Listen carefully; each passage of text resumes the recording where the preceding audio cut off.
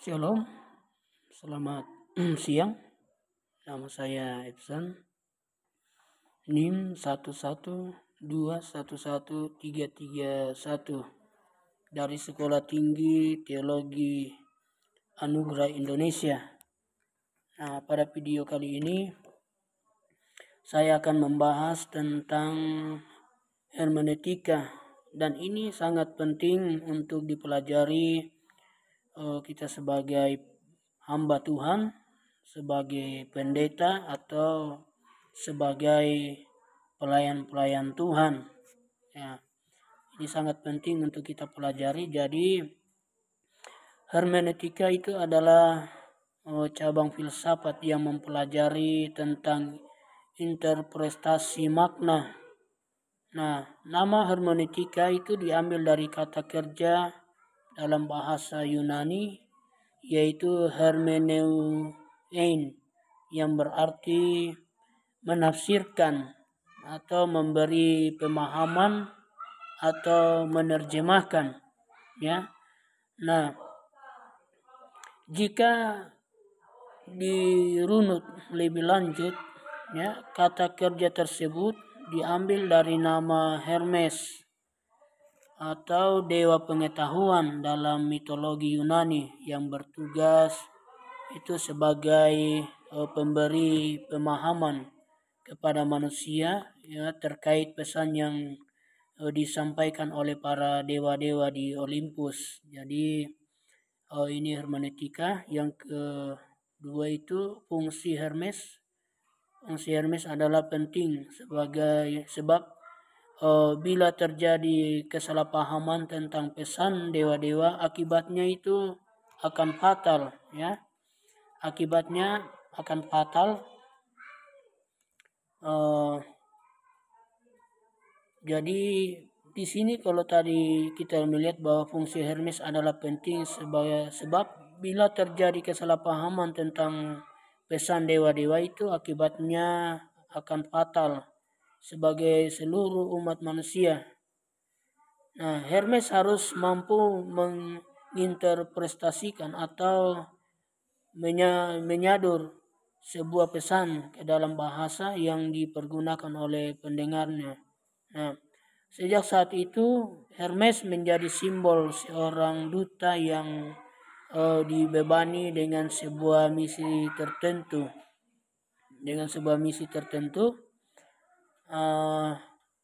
Di sini berhasil tidaknya misi itu sepenuhnya tergantung pada cara bagaimana pesan itu disampaikan.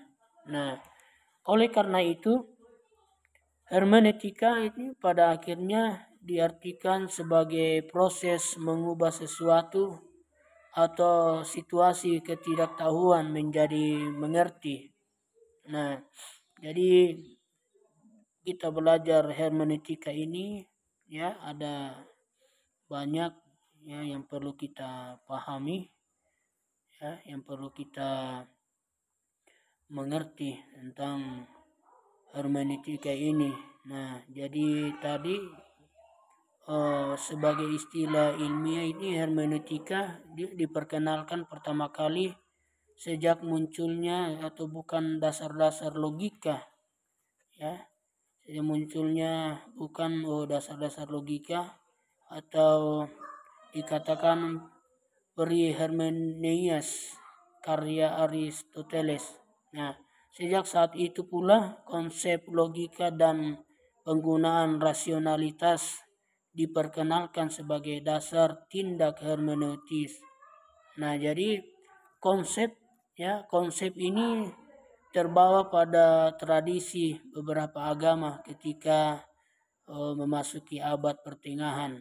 Jadi konsep ini, ya, terbawa pada tradisi beberapa agama ketika memasuki abad pertengahan.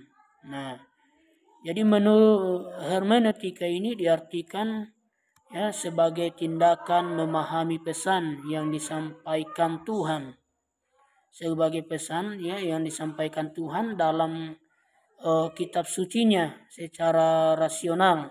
Nah, dalam tradisi Kristen sejak abad 3 Mei, gereja yang kental dengan tradisi peripatetik, ya, ini menggunakan konsep tawaran Aristoteles ini untuk menginterpretasikan Alkitab.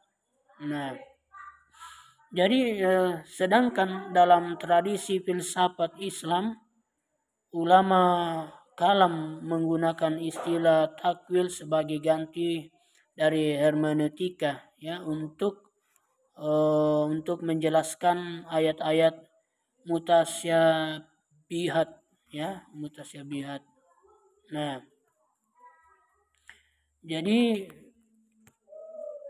di sini kita akan melihat bahwa ketika Eropa memasuki masa pencerahan, ya, atau dari akhir abad 18 Mei sampai awal 19 Mei, kajian-kajian hermeneutika yang dilakukan pada abad pertengahan dinilai itu tidak berbeda sama sekali dengan upaya para ahli filologi, ya, filologi klasik. Nah, 4 tingkatan interpretasi yang berkembang pada abad pertengahan. Nah, jadi di sini ada poin, ya, 4 tingkatan interpretasi yang berkembang pada abad pertengahan, yaitu 1, literal exegesis, alegoris, ya, alegoris exegesis, tropologika exegesis, dan eskatologis exegesis. Nah, direduksi menjadi literal dan gramatik exegesis. Nah, jadi pemahaman ini diawali oleh seorang ahli filologi bernama Ernestis, ya, Ernestis pada tahun 1761. Pada tahun 1761 dan terus dikembangkan oleh Frederick August Wolff dan Frederick Ash. Nah, hermeneutika kemudian keluar dari disiplin filologi, bahkan melampaui maksud dari 4 tingkatan interpretasi abad pertengahan. Jadi ketika Marcel menyatakan bahwa proses interpretasi jauh lebih umum dari sekedar mencari makna dari sebuah teks, ya. Dari sebuah teks, di sini ia kemudian menjadikan hermeneutika itu sebuah disiplin filsafat yang baru. Nah, hal tersebut disetujui dan dikembangkan oleh Wilhelm Dilthey, ya. Nah, jadi hermeneutika ini kemudian keluar dari disiplin filologi. Nah, kalau kita tadi baca bahwa bahkan melampaui maksud dari 4 tingkatan interpretasi abad pertengahan, ya. Jadi ketika tadi kita sudah baca Seleil Ermaser menyatakan bahwa proses interpretasi jauh lebih umum dari sekedar mencari makna dari sebuah teks. Nah, ia kemudian menjadikan hermeneutika sebuah disiplin filsafat, ya, yang baru. Sebuah filsafat yang baru. Hal tersebut disetujui dan dikembangkan oleh Wilhelm Dilthey, ya, di ujung abad 19 Masehi.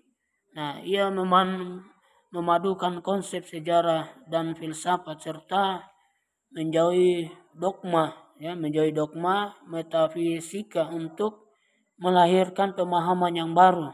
Jadi untuk melahirkan pemahaman yang baru terhadap hermeneutika. Jadi ia juga kemudian memahami bahwa proses hermeneutika ini adalah sesuatu yang menyejarah sehingga harus terus-menerus berproses di setiap generasi. Nah, walaupun melahirkan pemahaman yang tumpang tindih, hubungan keilmuan yang dinamis, akan sangat berperan, untuk menyatukan kembali pemahaman dalam sudut pandang yang bersifat objektif, Nah, jadi abad 20 Masehi itu ditandai sebagai era postmodern dalam sejarah filsafat Barat. Ya, jadi fenomenologi lahir sebagai paham baru yang meraba dunia, hermeneutika. Nah, adalah Martin Heidegger yang mengatakan bahwa proses hermeneutika ini merupakan proses pengungkapan jati diri.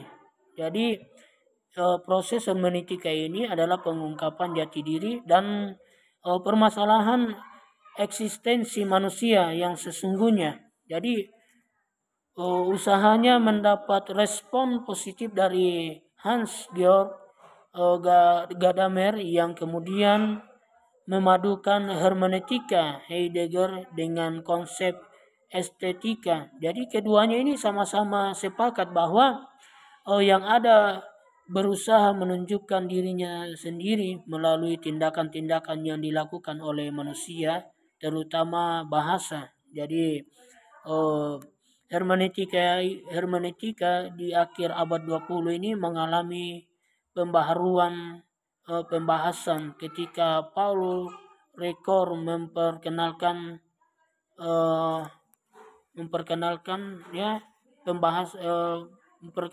teorinya. Jadi ia kembali mendefinisikan bahwa hermeneutika sebagai cara menginterpretasi teks, hanya saja cara cakup teks lebih luas dari yang dimaksudkan oleh para cendekiawi abad pertengahan maupun modern, dan sedikit lebih sempit jika dibandingkan dengan yang dimaksudkan oleh Heidegger.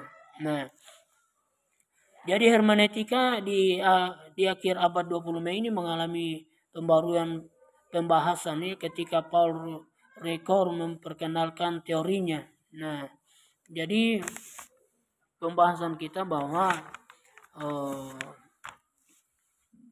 mengenai hermeneutika ini adalah ilmu pengetahuan dan seni penafsiran Alkitab. Jadi saudara sekalian, bahwa belajar tentang hermeneutika ini memang perlu kita pahami, dan memang seharusnya kita mempelajari, dan ini juga bisa menyangkut dalam pelayanan kita. Puji Tuhan, inilah penjelasan singkat hermeneutika dari saya. Kiranya ini bisa memberkati. Tuhan Yesus memberkati.